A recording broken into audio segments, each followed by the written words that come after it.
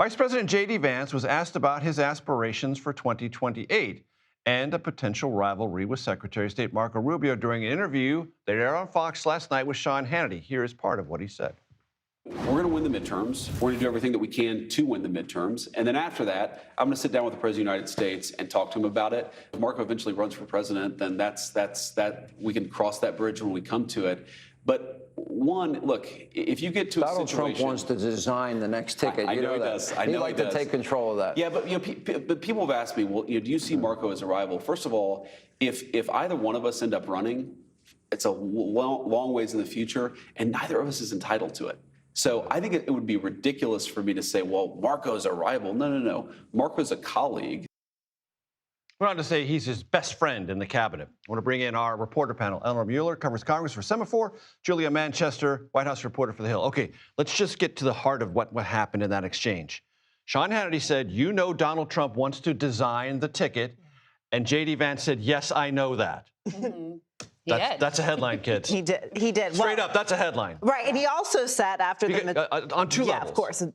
Trump wants to do that, and he acknowledged it. Point two, that sort of erases the whole third term thing, right?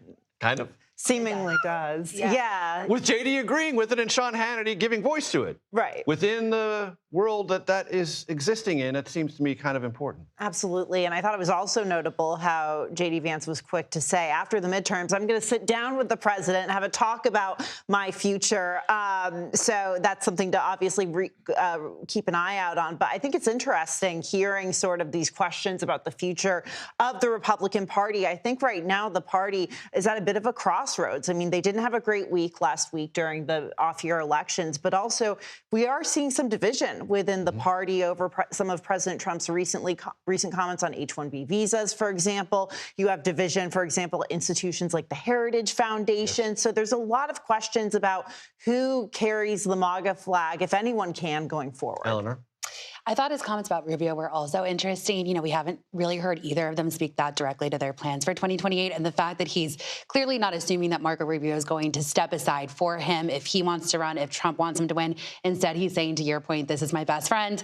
We're going to talk about it. You know, this is more of a give and take unless it's my way or the highway. And Trump was recently quoted saying, as a combination, you guys would be unstoppable. He didn't say who would be one and who would be two in that combination, just a Vance-Rubio combination would be unstoppable. Clearly, they're eyeing him. And more importantly, in politics, it's not just they have ambitions, but people within the MAGA movement both look to Vance and Rubio as likely challengers for the nomination in 2028.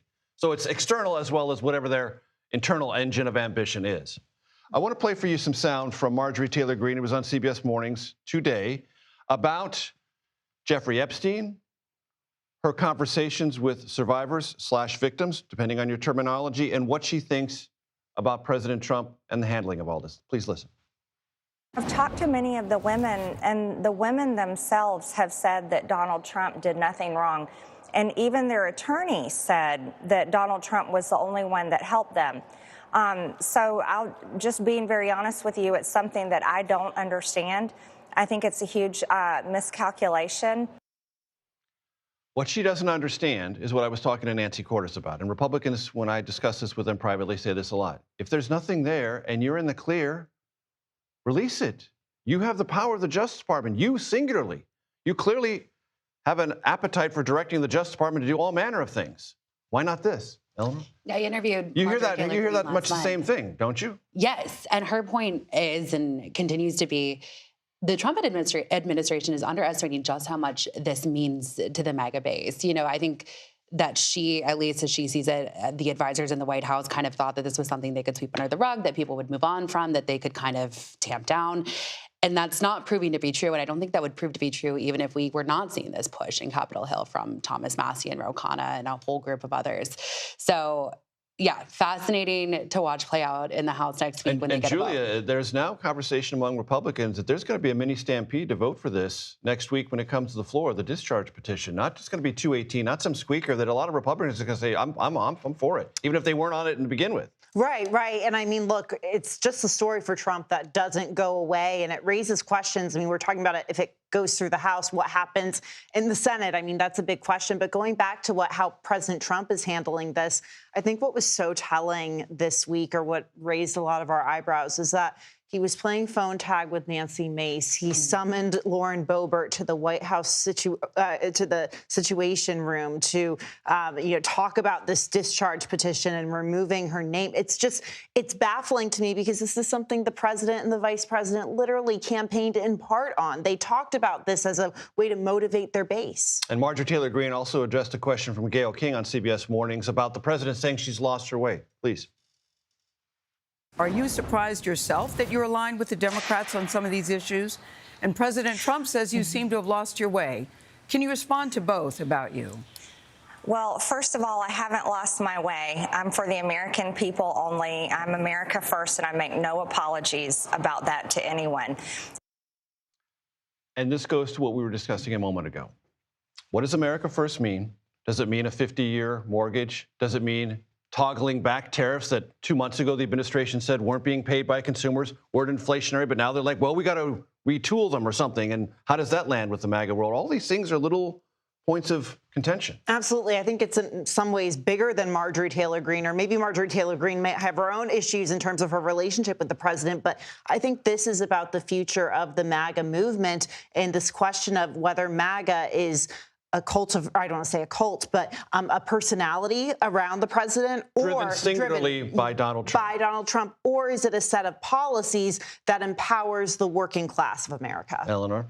Yeah, I mean, this is how Marjorie Taylor Greene has always talked about her opinions about the Republican Party. You know, she says she ran for office in the first place because she saw Republicans saying they do one thing on the campaign trail, getting elected, then doing another thing. And so she sees the last few weeks of her speaking out against the GOP as a continuation of those values. It's fascinating, though, because she walks a very careful line between critiquing things that the administration does that she doesn't like, for example, not releasing all of the Epstein files, and also being very careful not to directly critique President Trump. You know, she said in her tweet today that, just to be clear, you know, I think we should release the files, but Trump didn't say anything. So something she's very, very, very Eleanor, I want to give you the mindful of. last word before we have to go in about a minute. You've got reporting on how the government shutdown costs things economically, but also costs us in terms of data.